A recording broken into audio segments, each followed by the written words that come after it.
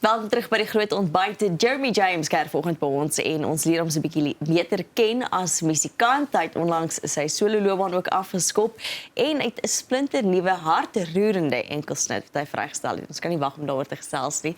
Goeiemôre. Goeiemôre, baie dankie. Heerlik om jou vanoggend hier op ons geel bank te hê. Is jy 'n oggendmens of 'n aandmens?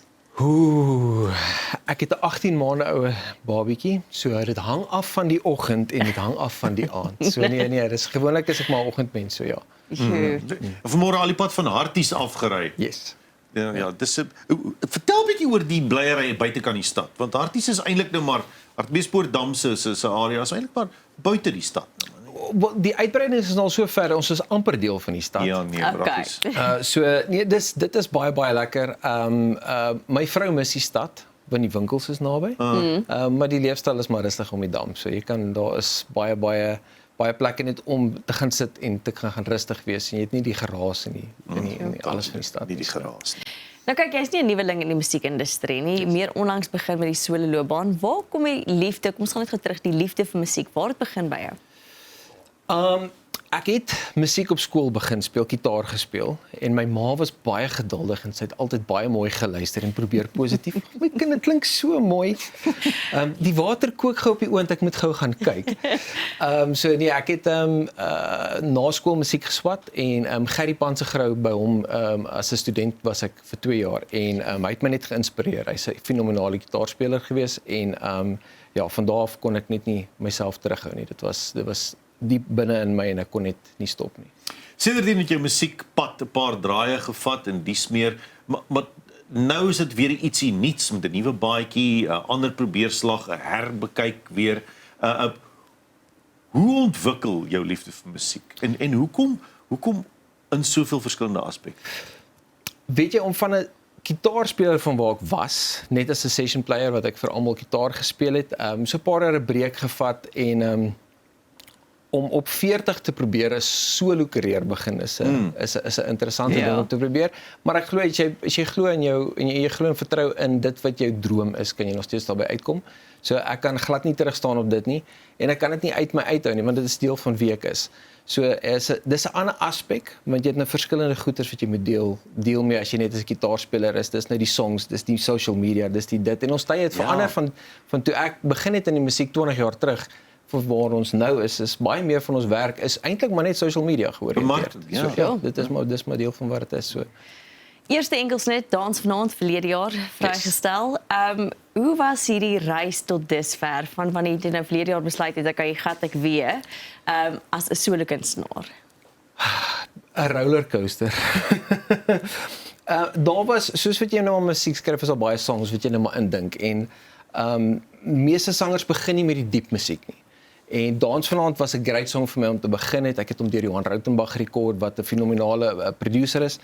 En ek het toe My Liewe Kind geskryf en toe Tussen Hemel en Hel en al daai ander liedjies en daar's nog 'n paar wat nog kom. Bosveld Cinderella is een wat nou uitkom. Maar ek het gekies ek wil graag my gedeelte van wie ek is as 'n mens eerste uitbring voordat ek die weet meer luister sokkierige treffers as dit so kan noem kan uitbring want dit is maar ongelukkig die pad wat ek gestap het. Ons almal gaan deur moeilike tye, so my laaste paar jaar was maar hard soos wat almal se lewe wat maar hard was. Maar ek wou daai liede eers wys van wie ek is en die emosionele gedeelte van my wys voordat ek die bietjie meer ligte kommersiële kant van dit kan wys. Jy praat nou van begin eers met die swaarder, party begin met die dans, jy begin eers met die swaarder goed. En jy sê almal se lewens was maar swaar, maar tog moet mense inspirasie van jou afkry want ek bedoel jy het 'n moeilike tyd deurgegaan in die laaste ruk, veral die inspirasie agter My Liewe Kind was moeilik geweest. Vertel ons 'n bietjie meer daarvan en van opstaan en van aangaan.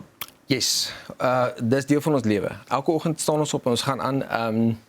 Ek en my vrou het ons dogtertjie Mila verloor op die ouderdom van 4. So My Liewe Kind het eers ontstaan die oggend toe ek my seun se doek geruil het. En hy was about 12 maande oud gewees op daai stadium en ek het in daai groot blou oë gekyk en ek het hierdie inspirasie in my kop gekry en ek het myself later, my vrou was sy winkels toe en ek het myself in die kantoor toegesluit. Ek was in die moeilikheid geweest want ek het my foon op silent gesit en niemand kon my in die hande kry nie. En ek het soos wat ek dit geskryf het, die emosionele gedeelte van hoe ons dogtertjie verloor het en daar's aspekte van haar in die liedjie. Maar dit is alhoewel dit nou 'n baie sad gebeurtenis in ons lewe is en jy kan nie regtig daarmee deel nie, jy leer maar net om daai deel van jou lewe te deel met mense. Het ek die liedjie geskryf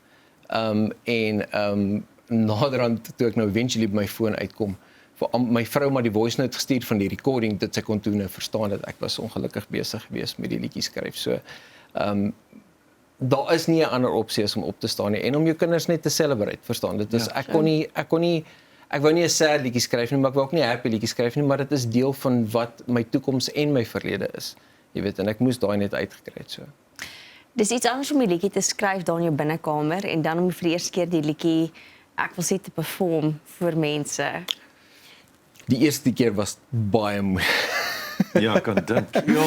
Ek kan ek het hom as 'n song probeer sing by 'n venue en spesiaal daar was 'n maane in 'n seën gewees en die ou tannie het baie emosioneel geraak. Lyk asof hulle mekaar baie lank lank gesien het. En my vrou was ook daar die dag en ek het dit probeer sing, maar ek het so halfpad hierdie liedjie gekom toe probeer ek maar my composure hou. So maar weer eens dis 'n gelukkige liedjie ook. Verstaan, dit gaan oor die liefde tussen ouers. Dit gaan nie net oor die verlies daarvan nie. So vir almal gaan elke liedjie iets anders beteken in elke stukkie. So maar vir my was dit nou is dit dalk al 'n bietjie makliker. Sure. So ek het daarom 'n fenominale sangeres wat saam met my dit sing, so ek kan dit help daarom so om die song so te kan optree en Tanya by te kan hê, want sy sing regtig great. So vinnig, wat jy alles vir jy te genoem daar's liedjie, maar wat se liedjies, waar kan mense luister, waar tree jy op die res van die jaar? Okay, so natuurlik is dit Spotify, Apple Music, Facebook, Instagram, al daai tipe van goeders wat ons doen. Ek is by die lys van optredes is baie lank. Ek kan nie eens helfte van. Maar dit is op jou Facebook-blad. Alles ons op my Facebook-blad. So as jy net kan sien, kan hulle my net daarop gaan volg en dan kan hulle sien waar ons optree en waar ek alles optree. Maar ja. En jy gaan ook nou My Liewe Kind vir ons sing. Yes. Ons gaan ons bes te doen. Yes. Ons kan nie wag nie. Baie dankie vir die heerlike kuier vir jou tyd vanoggend. Baie dankie. Ek waardeer regtig. Bly net waar jy is. Jy wil nie hierdie regstreekse optrede mis van Jeremy nie. My Liewe Kind is op pad net hierna.